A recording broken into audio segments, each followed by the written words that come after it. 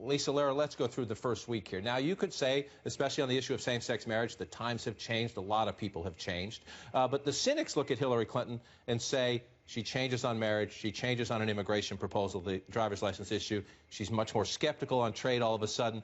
They say she remembers 2008 and she's worried about her left flank, some liberal getting her in Iowa. Fair? I think that's definitely part of it. She's trying to correct some of the missteps from 2008. But, you know, she's clearly reaching out to the left flank.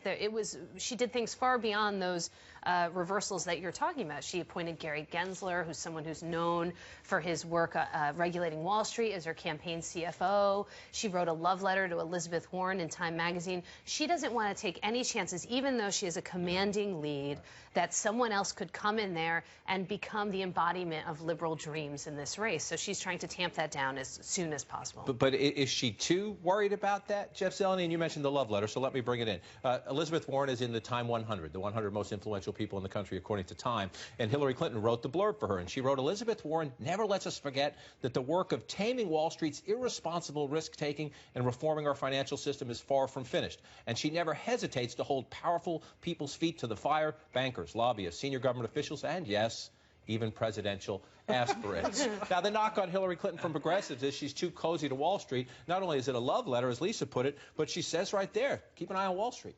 I think that she has to keep an eye on her left flank first and foremost, because she knows that there are so many Democrats, so many liberals who want her to have a race, want to knock her down a peg or two or so. And she has the sort of unfortunate circumstances of having to evolve while she's running again. You know, the president, the vice president evolved while they were in office. Yeah. So much easier after you're elected. So she is sort of doing it in real time. But look, I think she has to do these things because there are people in the party who know that, she's not aligned on these. But she's not making these statements herself. Her campaign is kind of releasing these through, through background statements one at a time. When is she going to talk about these in roundtables and other things? And that's what Martin O'Malley is bringing up. He's saying that it's politically convenient. It's not out of principle. You mentioned Martin O'Malley. Before we bring the others into the conversation, listen to Martin O'Malley, who's been the interesting thing about the Democrats who likely to challenge Secretary Clinton is how rough are they? How tough are they? Martin O'Malley has been, most of them have been very, very gentle so far. Martin O'Malley's starting to give us a little bit of a hint. Listen to here saying, welcome,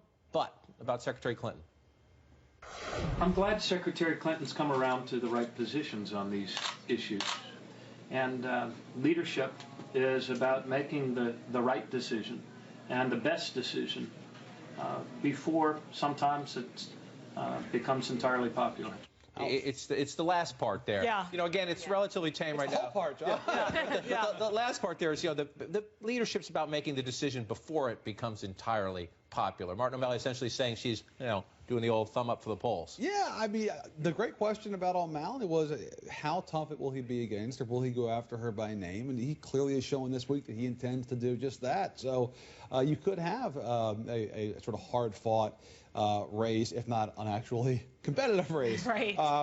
But all the Clinton folks in the last few weeks have been saying to the press, look, we're going to be a more humble campaign this time around. We're not taking anything for granted. We understand the challenges ahead, and we're going to run this primary like we actually have a real primary. And all of us kind of heard it, nodded politely, but what they've done this week is put sort of actions behind those words. And I was especially struck by her language on the trade deal. That is remarkable that when she was Secretary of State, you had that video, that she's actively promoting this deal. And now, years later, she's raising questions about it.